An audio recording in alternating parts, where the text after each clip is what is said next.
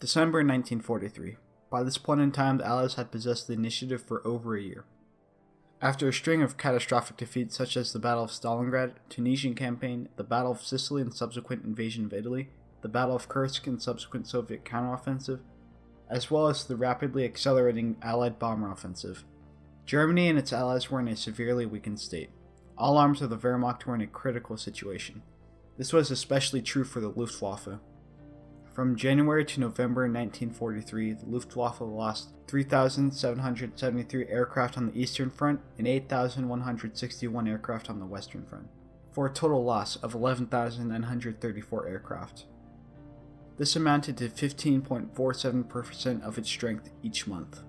The Luftwaffe had lost air superiority, but contrary to Allied belief, it was still very capable.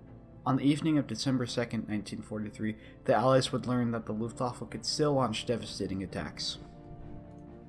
Since the Allied invasion of Italy 3 months prior, Field Marshal Albert Kesselring and Wolfram von Richthofen had discussed launching an air raid, but they could not settle on a location. Allied airfields in Foggia were discussed, but they decided that they did not have enough planes to launch an effective strike. However, on the afternoon of December 2nd, Our Lieutenant Werner Hahn flew a reconnaissance mission over the port of Bari. He discovered that the port was woefully unprepared to defend against any sort of attack and was incredibly vulnerable. There were over 30 ships in the port, almost all of them cargo ships. The ships were packed very tightly together, and proper defense measures were not taken. After these findings, Richthofen convinced Kesselring that Bari should be the target. The Ju-88A4 would be the sole plane that would be used. It was hoped that 158 Ju-88s would be able to partake in the raid, but ultimately only 105 were available. Some were some KG-54 and KG-76. Most of these would launch from Italy, but a small number would also launch from Yugoslavia in an attempt to confuse the Allies about the origin of the planes. The planes were set to strike the port at 7:30 p.m. The Ju-88s took off at dusk and flew east to the Adriatic Sea, and then redirected south and west towards Bari. At approximately 7:25, two Ju-88s at 3,000 meters dropped tinfoil strips to confuse Allied radar. They also dropped flares to illuminate the port. However, this was not necessary since the port was already perfectly lit.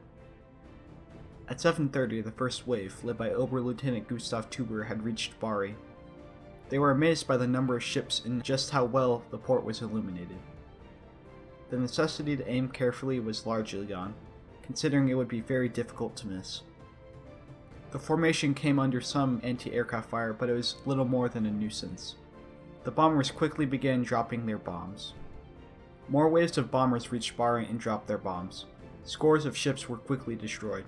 The harbor, as well as parts of the old city of Bari, were in flames. However, the worst was yet to come. One of the ships that was hit was the Liberty ship, USS John Harvey. Unknown to all but a few Allied soldiers at Bari, the USS John Harvey was carrying a highly secretive cargo of 2,000 M47A1 mustard gas bombs, or approximately 130,000 kilograms of mustard gas.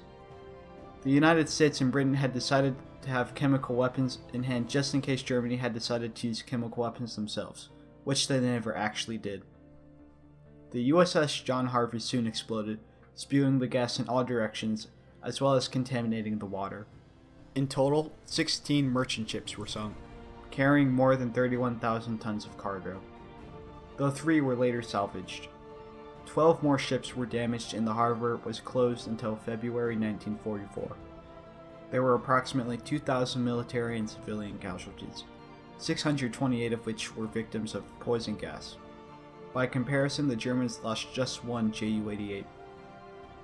The air raid on Bari exceeded the Germans' highest expectations. Some would later call the raid the Second Pearl Harbor. This would prove to be one of the last successful Luftwaffe operations in the West, and the victory would be short-lived, for the Luftwaffe could not recover from the losses it had incurred up to this point.